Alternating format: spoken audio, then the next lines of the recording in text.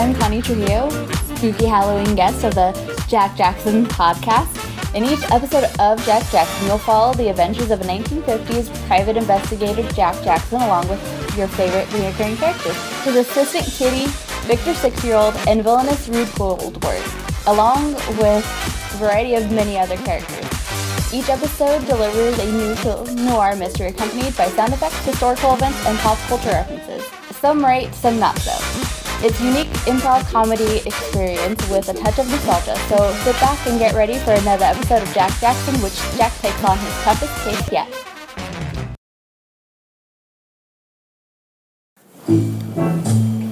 This is so weird.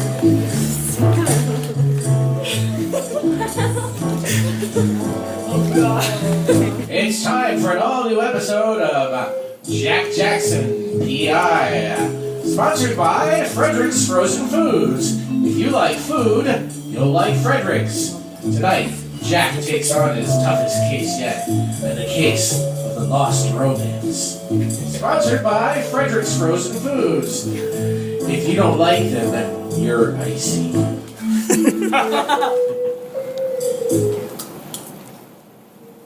Kitty and I were sitting in my office. She rapping away at her typewriter, me sitting at my desk smoking a cigarette like I often do. And I have to get some black fabric, and I have to get some of that cotton that's string-like that looks like spider webs when you spread it out. Oh, and then I need to get a few pumpkins. It always astonished me how she could write a list of things she needed and type with the other hand.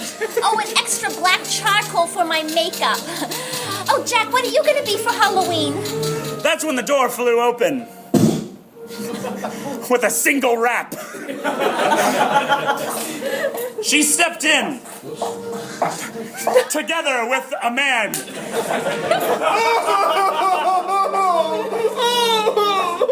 The woman in a turban with a silver necklace hanging around it, wrapped in it. A long red dress and many ringed fingers. The man, a sallow sort, real scrawny and wimpy like a big wiener. Just a big old wiener. He looked like the kind of guy you'd pick last in dodgeball. Can I lay down yet? Oh, sure. Here, have the chaise all to yourself. Thank you. He laid down and immediately fell asleep. The man looked exhausted, like he had been through a lot. The woman, who I now realized was a fortune teller, sauntered over to my desk. She looked like she'd have a very airy voice. Oh my goodness, that's a big cat! On a chain, she had a tiger. A Bengal tiger that she just kept with her. She stroked it gently. Oh, I don't know if we can accommodate your, Tiger, that's a tiger. And I'm kind of allergic to cats. I don't really like them. Oh, hush, darling. I see you're very distressed and you don't need to be. She put her hand right on Kitty's forehead. Oh. Let me see your palm real quickly. Oh, here, okay. Oh, it looks like you're in love. No, I'm not. Ooh, who's the lucky guy, Kitty? La, la, la, la, la, la. Not somebody I know, is it? I'm focusing on my career.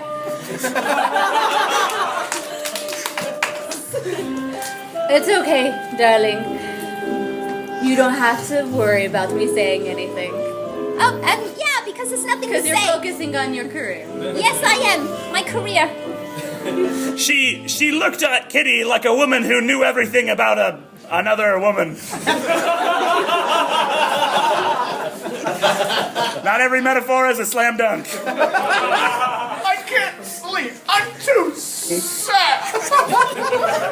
The big old wiener sat up in the couch. My dreams were sad. He fixed his bow tie and suspenders. His bow tie sprung back into place. I wish I didn't have a rubber bow tie. Oh. So you must be the famous fortune teller. Oh, yes. Madame Daphne Liotta. Madame Liotta, huh? Yup. And this is your Bengal tiger? This is. I'm guessing you're here with this gentleman, and you are? My name is Steve. Yeah, that sounds about right. So what can I do for you, Madame Liotta and Steve? It's not what you can do for me, but it's what I can do for you. Oh boy. You see, in about 5 minutes, you're gonna have a case, and you're gonna need my assistance. Is he my case? Because you brought him in. That's not so much fortune telling as like Uber driving. Very clearly that you are not a man who respects psychics. Uber, yeah, that's a thing. Mr. Jackson, is it? Jack Jackson. I'm sorry that you don't have a respect for the psychic arts. Hang on, I gotta get this. Hello, Office of Jack. Oh, let me pick this up. Jack, it's me, Scotty in the lobby. How's it going, Scotsworth? This strange woman said I should call you in 5 minutes and say your case is here. Yeah, that's okay. Thanks. You're welcome. Well, your prophecy came true. You arrived here. Oh my goodness, that is very, very, very impressive. I'm impressed. She literally brought him here. All right. But Jack... I don't like yelling. Listen, Steve, why don't you go ahead and lay it all out for me? What can I do for you? I was writing a romance novel. It's my masterpiece. Oh, can I read it? No one cares. It's gone. Oh dear. I'm gonna go to sleep. He threw his face back down onto the couch and immediately was asleep. Well, maybe you can give me some more information, madame. Oh, of course. He was working on his romance novel, and he came to a writer's block when all of a sudden he started hearing these voices in his house. Voices in his house? Are you trying to insinuate that his house is Say it. haunted? Haunted. Sorry, I was just walking by. Oh, how's it going, Polly Punches? Oh, pretty good. I'm glad you're not dead. Nope, bye for the rest of the episode. Goodbye. That's what he claims. So, I'm guessing that's why he called you in, to help him with this ghost problem that he sees. Oh, that's right. He jumped off the couch, Swing. fixing his bow tie. At first, I couldn't figure out what was going on, so I went to Madame Liotta, because I thought it was ghosts. But Madame Liotta just kept seeing pictures of a man in a fedora and all of her crystal balls. And there's lots of men in fedoras here in Dog City, obviously, but she looked lower and she saw open-toed business shoes. And we all know there's only one man wearing those two items.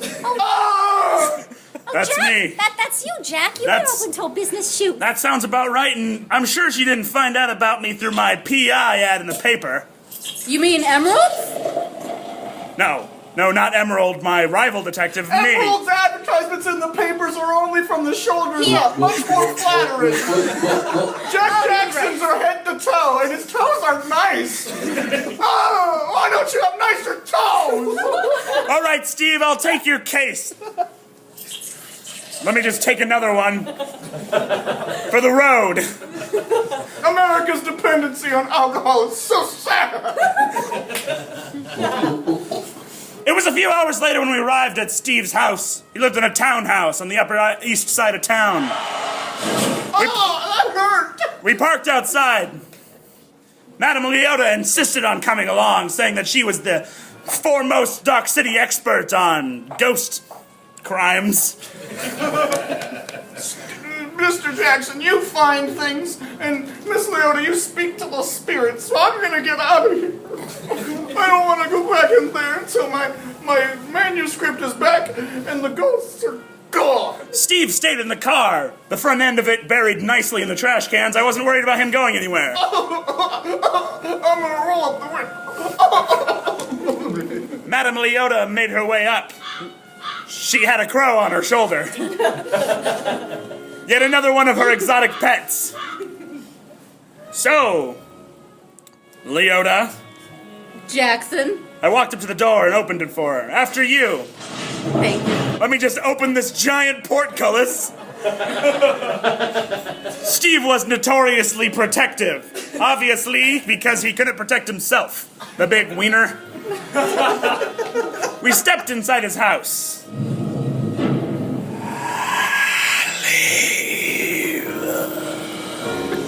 I heard a voice on the wind. Leave. Suddenly I heard a lock. I turned around and the door behind us was locked.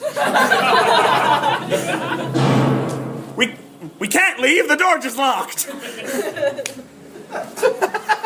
you die here. So, Liotta, you're gonna tell me that that's a ghost, huh? Yes, Just- I am. Sounds to me like somebody who just needs a lozenge.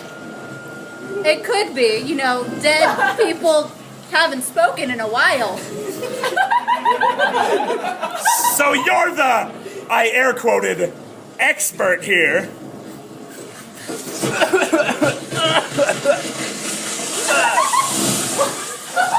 Oh, it looks like you're covered in water. I'm sorry, I should have told you. Sorry. A tree fell down outside and sprayed water in from the rain, which covered me in water indoors. There's a hole now. That was an odd series of happenings, wasn't it?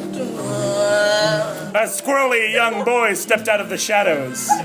He had a Victorian trestle shirt and a vest and a hat. Hello, strange people.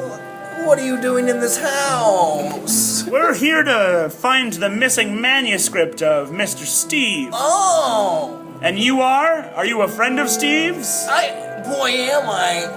I'm his biggest fan. Does he know that you're in his house? No. I snuck in like a little scamp I am. So, what's your name? Tinker. Tinker, huh? Yeah.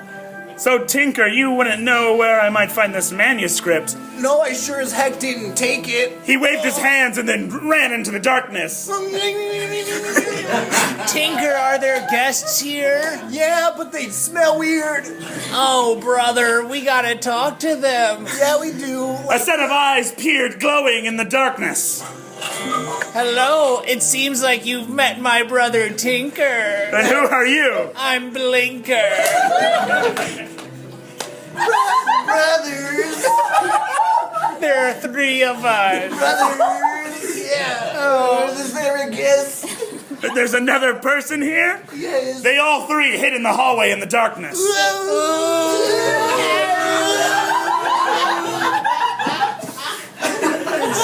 And what's your name? My name's Pinker. And Mom, why aren't you talking? A woman materialized. See that you have met my sons. She appeared in a puff of blue smoke. Madame Liotta shouldered me and pointed. Look, a woman. Oh man, psychics are so cool. Hey, so anyway, you guys should totally leave. Cause that was a real life ghost. Yeah, you guys should leave. We heard that his manuscript was taken. We wanted to help. Yeah, cause we're all his biggest fans. I leaned into Madame Liotta. You don't think that woman there that just appeared is a ghost, do you? Possibly. But when we looked back, she was standing right in front of us. Her three children hiding behind her legs. Mom, what are you gonna do, Mom? She appeared. Touch me if you dare. She says, touch me if you dare. Yeah, I heard her. Oh man, the psychic can hear Mom. Oh, man.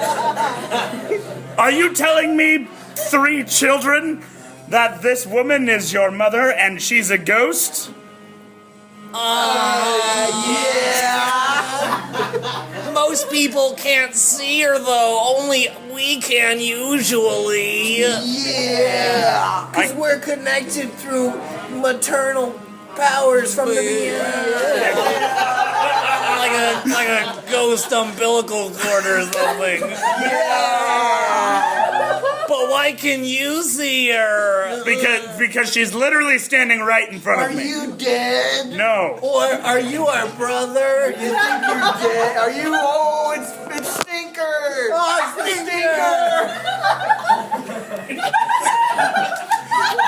Stinker! Oh. Jackson, they think you're their brother. I looked at her, and then I looked back at the boys. The woman was gone.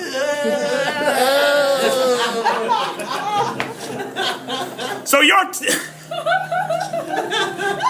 telling me that your mother is a ghost and she's the one who's trying to drive Steve out of his house so that he can't finish his manuscript? She doesn't like that we love his novels so much because they're all so much about adult stuff. Yes. We like them for the plot. There was suddenly a crash. We suddenly heard a crash from upstairs.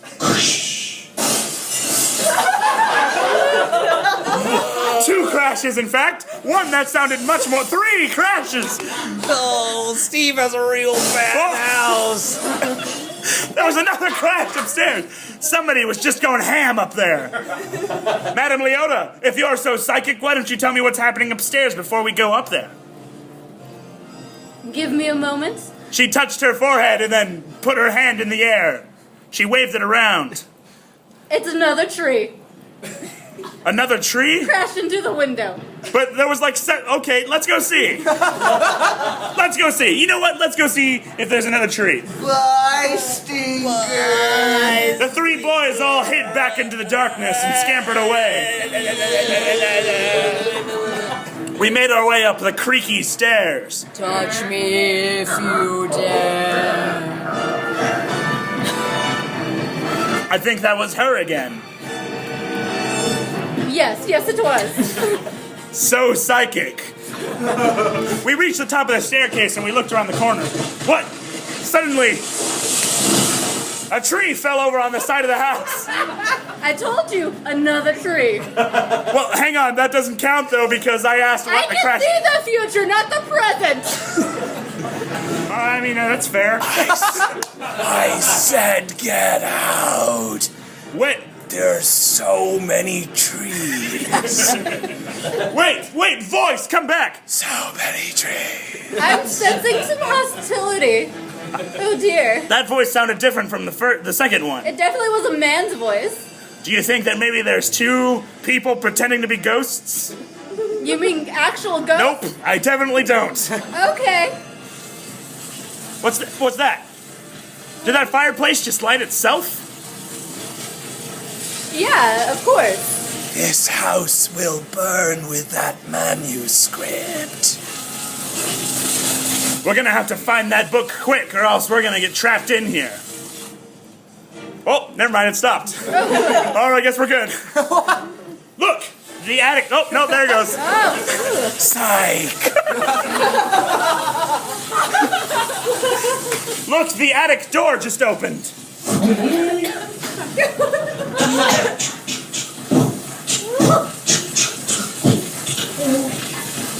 That's a very, Elaborate, extra yeah. door. Yeah, real elaborate. You shouldn't go up there. Whoa! That's where Mom goes to fight the other guy. Yeah. Are you telling me that there are 2 ghosts here? Yeah. Why don't... Are you okay? Are you okay? I have a cold. Oh, that's right. Why don't you tell me what's going on then? With the fire still burning. Oh wait, stop. Okay, we're good. You said that your mother... Oh, there it is. Alright, well, we'll make this quick. I think that might be a gas fire. Boys, would you say that this is an argument or like a physical fight? Like these two people can't move on, if, quote, air quotes, if they don't settle their dispute? Little bit of column A and column B. Yeah, column A, column B. Well, they both love Steven and they don't know who his manuscript is about. Yeah. Madame Liotta petted her Bengal tiger. He writes from his own life experiences. Like a true author. Like F. Scott Fitzgerald in the Great Gatsby. He's also super poor like an artist. Look at this house. There's trees everywhere. He spends so much on repairs. You know, I think maybe the answers we're looking for might be upstairs. Look at my wedding dress. I made it myself just for you. The woman was standing again at the top of the... Whoa! Oh, Mom, you look so cool.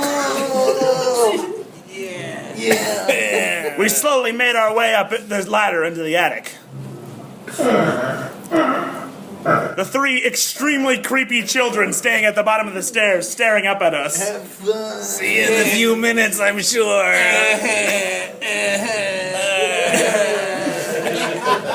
We reached the top of the staircase. Watch out, Jack, there's gonna be a big spider. I stepped up to the top of the ladder. And a moaning guy. Garbage disposals are so cool.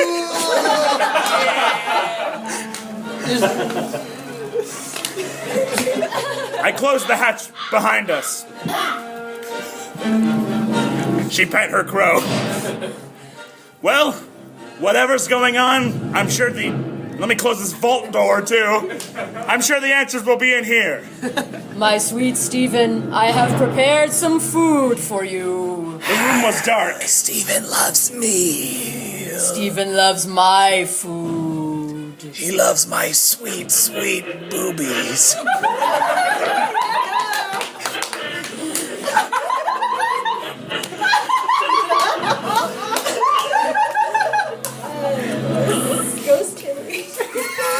I sense that we have a ghost with us.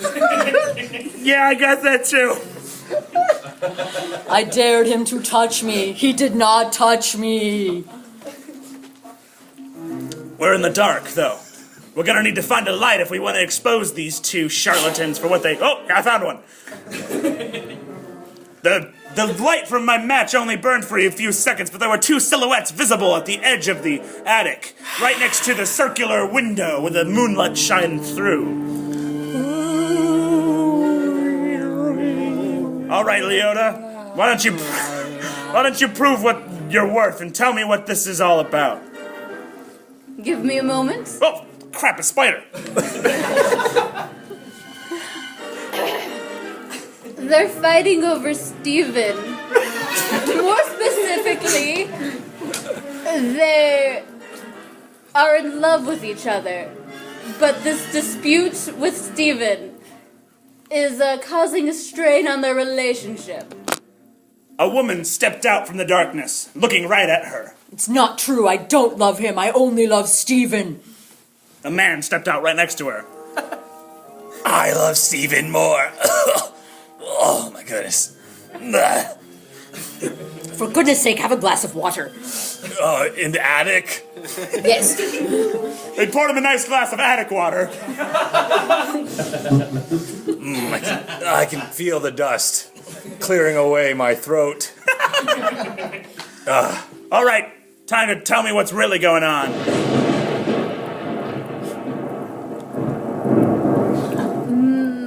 Both of us are in love with Stephen. Yes, it's true. Both Maurice and I love Stephen with all of our hearts. But we also love each other. It's a triangle that could never be It makes for such good writing material. That is why I dared him to touch me, but Stephen would not, because he did not want to aid in my committing adultery. So what you're telling me is that you two pretended to be ghosts as some sort of sick three-way roleplay? To inspire Stephen's latest novel? We knew that Stephen was going to tell us who he truly loved in his manuscript. It was me that he truly loved. No! You scandalous wench, it was me! That's when the door opened. Hey, The three children stepped up.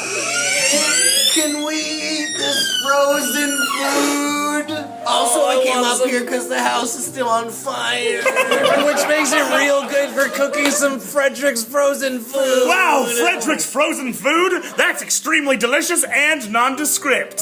Frederick's frozen food is better when it's not frozen. I like all the chicken-shaped Well, foods. the fire will unfreeze the Frederick's frozen food. Yeah! Frederick's frozen food. Bye. As they made their way down, they all stopped in shocked awe. Stepping up the stairs, a skinny, sallow-looking big ol' wiener. My house is ruined! Jack, I'm sorry, Jack. He wouldn't stay in the car. He started having a panic attack, and I didn't know what to do, so I thought I'd just bring him up here. All right. And the tiger bit my butt. Let's settle this once and for all. Stephen, we know the truth now. These two people were pretending to be ghosts so that you would finish your manuscript in an inspired way and tell you which one you loved. What?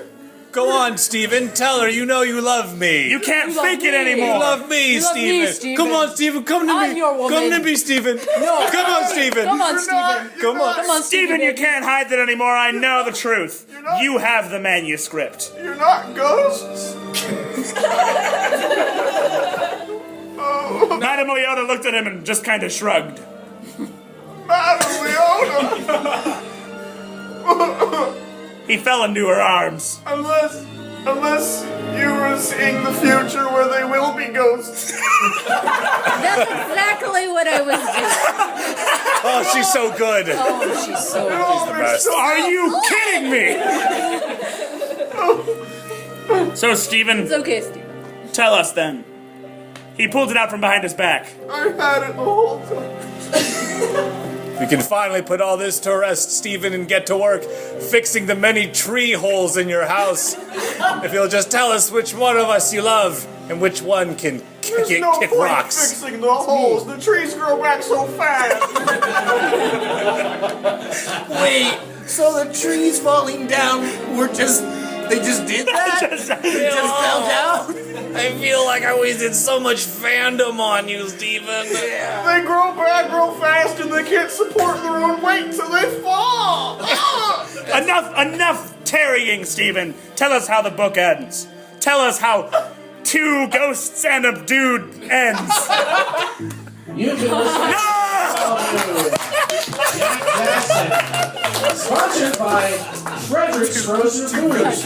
You know, cooking fresh food can give you fits, but with Frederick's Frozen Foods, you can have not fits and chill.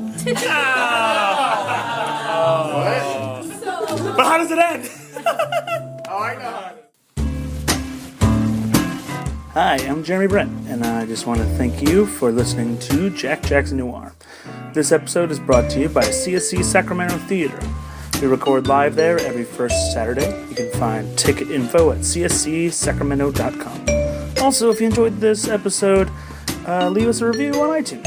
It helps us spread the show around, and also we'll release a bonus episode for every 50 reviews we get. Those episodes will be based on suggestions that you leave in your reviews, so it's a way for you folks to get involved. Lastly, if you want to send a message to Jack to read in a future segment, you can send those over to jackjacksonnoir@gmail.com. Thank you so much for listening. We will see you next Wednesday.